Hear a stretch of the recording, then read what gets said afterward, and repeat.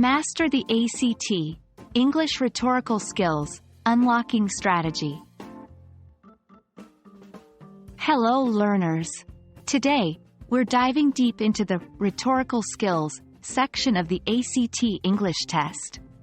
One of the pivotal elements here is strategy. By the end of this video, you'll be well equipped with the tools to tackle these questions with confidence. In the ACT English test, strategy questions test your ability to organize and build effective and coherent paragraphs or essays. This involves 1. Choosing appropriate openings and closings for paragraphs or essays. 2. Determining the best order for sentences or paragraphs. 3. Deciding whether a particular sentence or paragraph supports the main focus of the passage. Remember, the ACT isn't just about knowing grammar rules. It's about understanding how writing works in a broader context. 1. Read around the question. Don't just focus on the underlined portion. Read the sentences around it to get a sense of context.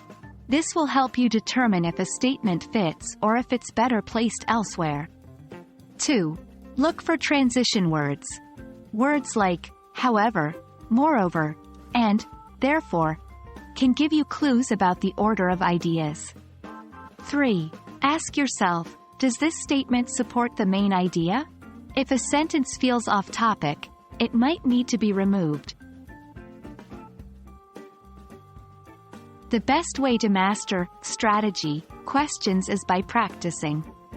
Here's a quick exercise. Consider these sentences. 1.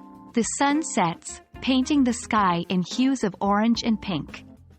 2. I love watching sunsets from my balcony. 3. They signify the end of the day and offer a moment of reflection. Which order would make the most sense for a paragraph about the beauty and meaning of sunsets? The correct order is 2, 1, and then 3.